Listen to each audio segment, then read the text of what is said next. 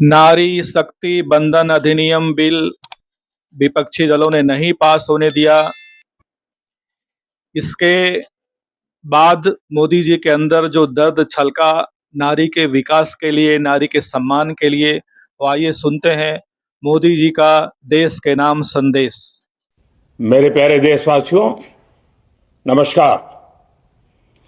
आज मैं एक बेहद महत्वपूर्ण विषय पर, विशेषकर देश की माताओं, बहनों और बेटियों से बात करने के लिए आया हूं। आज भारत का हर नागरिक देख रहा है कि कैसे भारत की नारी शक्ति की उड़ान को रोक दिया गया, उनके सपनों को बेरहमी से कुचल दिया गया। हमारे भरसक प्रयास के बावजूद हम सफल नहीं हो पाए। नारी शक्ति वंदन अधिनियम में संशोधन नहीं हो पाया और मैं इसके लिए सभी माताओं, बहनों, उनसे मैं क्षमा प्रार्थी हूं। साथियों, हमारे लिए देश हित सर्वोपरि है, लेकिन जब कुछ लोगों के लिए दल हित सब कुछ हो जाता है, दल हित देश हित से बड़ा हो जाता है, तो नारी शक्ति को, देश हित को इसका खामियाजा उठाना पड़ता है। इस बार भी यही हुआ है। कांग्रेस, डीएमके, टीएमसी और समाजवादी पार्टी जैसे दलों की स्वार्थी राजनीति का नुकसान देश की नारी शक्ति को उठाना पड़ा है। साथियों, कल देश की करोड़ों महिलाओं की नजर संसद पर थी। देश की नारी शक्ति देख रही थी। मुझे भी ये देखकर बहुत दुख हुआ कि जब ये नारी हित का प्रस्ताव गिरा तो कांग्रेस, डीएमके, टीएमसी, सपा जैसी परिवारवादी पार्टियां खुशी से तालियां बजा रही थी। महिलाओं से उनके अधिकार छीनकर ये लोग मेजें थपथपा रहे थे। उन्होंने जो किया वो केवल टेबल पर थाप नहीं थी, वो नारी के स्वाभिमान पर, उसके आत्मसम्मान पर चोट थी। और नारी सब भूल जाती है, अपना अपमान कभी नहीं भूलती। इसलिए संसद में कांग्रेस और उसके सहयोग के उन सबके व्यवहार की कसक हर नारी के मन में हमेशा रहेगी।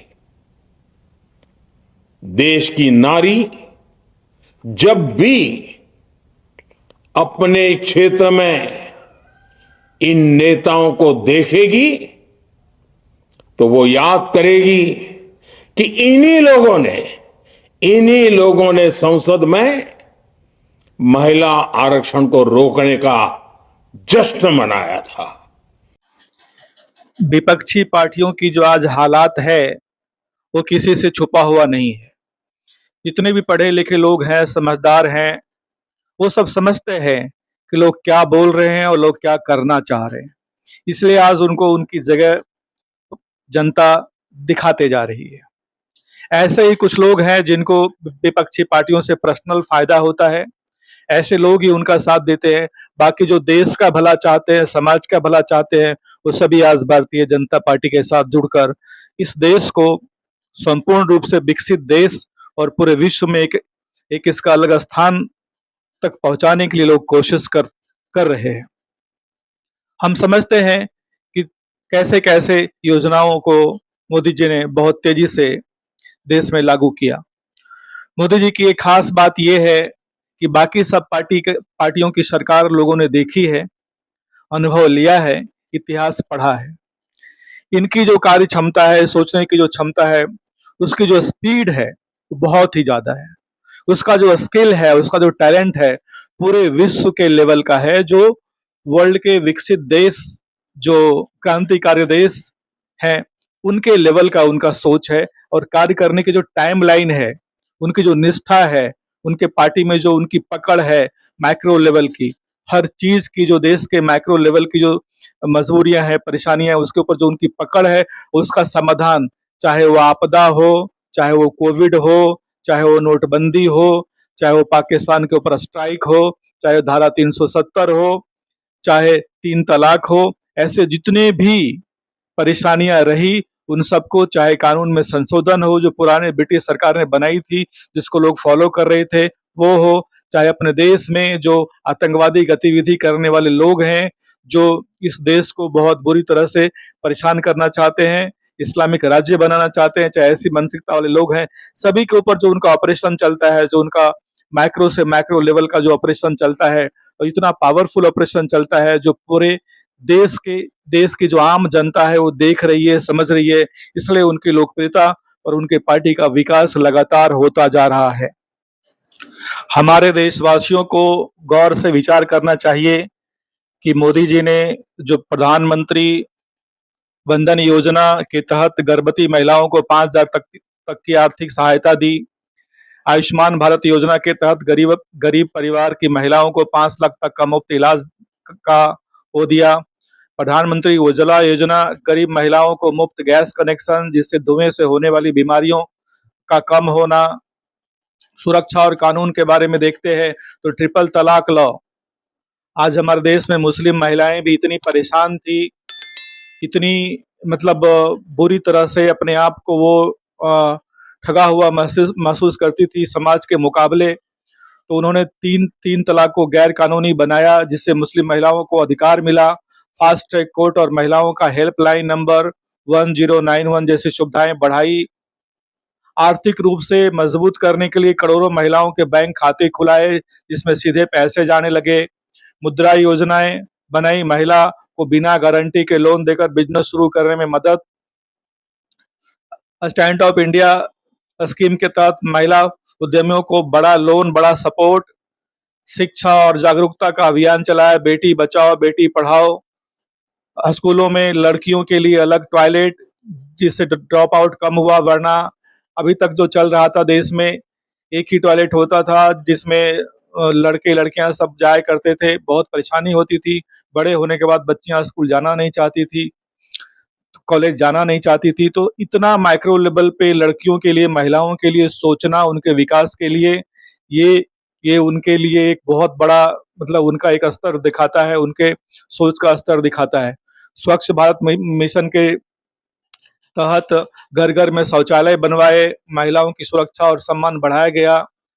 हमें याद है, और आप अपने पूर्वजों से पूछ सकते हैं जो यंग बच्चे हैं, कि टॉयलेट नहीं होने के कारण महिलाओं को, हमारी माताएं बहनों को कितनी परेशानियों का सामना करना पड़ता था, कितने मुश्किल हालात होते थे। इसके ऊपर बहुत सारे पिक्चरें भी बनी। तो समाज को आईना दिखाना पड़ता है। और सरकार जो है, कुछ सरकार ऐसे होती है जो बस अपने पार्टी के फायदे के लिए, उनके लिए देश हित नहीं होता है, उनके लिए जनहित नहीं होता है, उनके अपने पार्टी का हित जिसमें होता है वही फैसले वो लिया करते हैं। पीएम आवास योजना, आज घर का मालिकाना हक महिलाओं को भी मिला। सेना और नौकरियों में अवसर, महिलाओं को सेना में अस्थायी कमीशन मिलने लगा। पायलट, फाइटर पायलट बनने का भी रास्ता खुला। तो आज मोदी जी ने जो जो जो कदम उठाए हैं महिलाओं को पावरफुल बनाने के लिए, बहुत ही सराहनीय है। तो हमारी माताएं बहनें सब मोदी जी के से बिल्कुल भावना से जुड़ी हुई है, क्योंकि वो जानती है कि हमारे घर के ही जो मर्द हैं, हमारे घर के ही जो जेंट्स हैं, वो हमारे विकास में उस तरह से उत्सुक नहीं है, उस तरह से सहयोग नहीं दे पाते हैं, जिस तरह से आज मोदी जी अपने पूरे देश के लिए और उनकी पूरी पार्टी ऐसे-ऐसे योजना ला रही है, जिससे महिलाओं का बहुत बड़ा फ़ायदा हो सकता है और किसी भी देश के विकास में एक बहुत बड़ी भूमिका होती है महिलाओं की।